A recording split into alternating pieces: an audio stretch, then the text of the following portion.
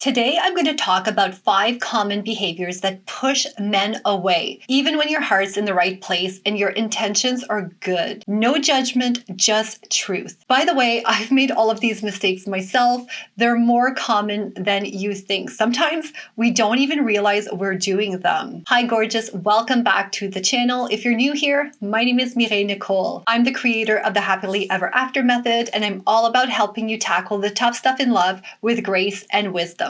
I also post videos about non-toxic living and healthy eating, so if you're into that kind of stuff, I'd love for you to stick around and subscribe. Today, let's talk about the things that we do in love that we think are helping but are actually pushing our partners further away. So if your partner or the guy you're dating is pulling away, ghosting more than texting, or suddenly acting distant, it might not be him, it might be you, and I say that with love. Plus, it's actually a powerful spot to be in. When you have a role to play in a situation or a relationship, that means you have influence over it. Okay, so here are the 5 common behaviors that push men away and that you'll want to stop doing now. Number 1, criticizing. Criticism is a slow relationship killer. It's one of the 4 horsemen of the apocalypse, as John Gottman, relationship expert, calls it. And it's a communication style that can lead to the end of a relationship. And trust him, because he's done a ton of research on happy couples, like thousands. You might think you're giving feedback, trying to help him grow, but men hear criticism as rejection. You might think you're just sharing your feelings because you're supposed to be able to say anything, right, to your partner. He's supposed to love you no matter what.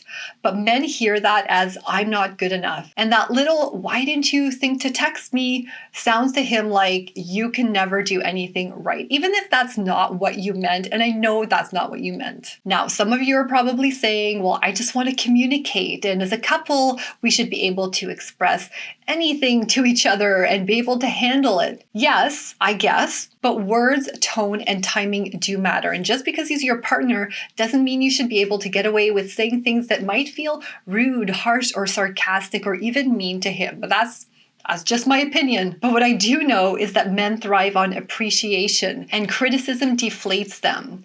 The best way to make a man lazy is to correct him repeatedly. There are more effective ways to give feedback to your partner and to express your needs. I have videos teaching you exactly what to say and how to say it in my playlist on communication. But here's a quick tip for you. Replace critique with curiosity. Instead of, why didn't you? And yeah, I know that sounds like curiosity. Try, hey, I felt a little off not hearing from you. Is everything okay? Even better than that, when your partner does text you, flood him with appreciation and ensure your mood reflects how happy you are to have heard from him. Number 2, playing the victim. Powerlessness is not attractive. If you blame your partner for the problems in your relationship, that's victim energy. And that was me years 3 to 6 in my relationship dating my husband. And if you think your partner needs to change for your love to get better, that's also victim energy. And that was also me in my rough patch with my husband when we were dating. Here's the hard truth. Victimhood repels. Men want to feel like they can win with you, not like they're competing with your past pain or with other people or with your expectations even. You definitely deserve empathy, but if your entire identity becomes wrapped up in hurt, you stop radiating confidence. So yes, vent, yes, be vulnerable, but don't live in that story and take back your power in your relationship. Own and understand your role in the relationship and any relationship. Your partner might very well be making mistakes or acting in toxic ways, but you pointing that out or trying to make him go to therapy or whatever it is can backfire. There are more positive and productive ways to shift the dynamic because negative reinforcement never leads to lasting and sustainable and loving change. Number 3, ignoring yourself. This is the one most women don't even realize they're doing. You're ignoring yourself.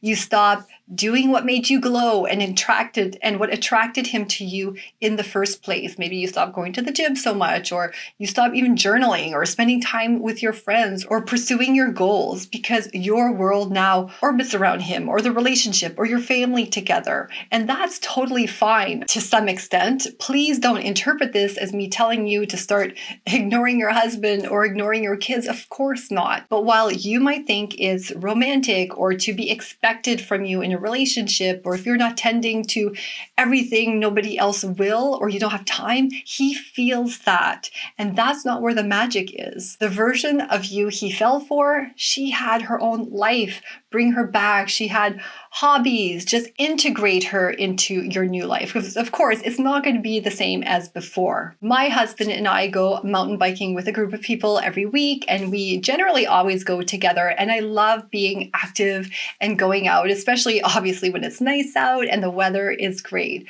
But every now and then, my husband doesn't feel like it. And there was a time in my relationship where I would actually stay home with him. During that time, obviously, it felt really fragile between us. That was years 3 to 6 that I always talk about in my videos. And I thought that spending too much time apart would further distance us.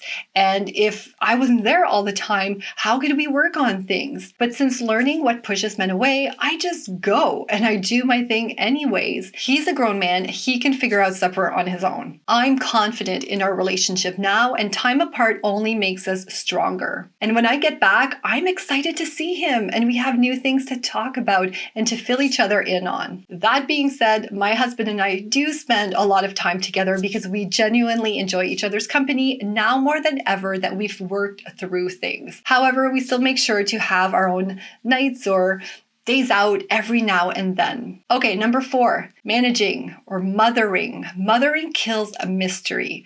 This is actually a masculine energy, and ideally, in most circumstances, you leave that up to him. Let me speak directly now. Stop managing him like you're his life coach, his personal assistant, or his mom. No man wants to be married to their mom, no matter how much they love their mom or how awesome she is. Reminding him of his appointments, suggesting his next move, fixing things before he even asks, and that's key. If he asks, that's all okay, but if not, it's not love, it's control in disguise. It's often you managing your own anxiety and uncomfortable feelings more than his best interest. Men need space to lead. If you're constantly taking care of things, he'll either feel like a child or resent you, or likely both. And over time, that will destroy the spark or make him super lazy or maybe even depressed. To keep him chasing you and devoted to you, inspire his masculine energy. Let go. Let him take initiative. He might stumble. Let him. That's where the magic builds. My favorite example of mothering is telling a man to drive safe when he leaves for work or wherever he's going. He doesn't need you to tell him that. And I know it's caring and you have positive intention, but say that to your 16-year-old that just started driving, or when they're driving out in snow, in a snowstorm or something, right? Don't mother your partner like that. I haven't seen it in a while, but there used to be like this ad I would see on Facebook all the time for customizable keychains. And the keychain had a woman on it, and there was an option for you to get writing on it. And one option said drive safe, which is kind of clever because it's a keychain. But at the same time, I just rolled my eyes because obviously they were targeting women to buy this for their partners.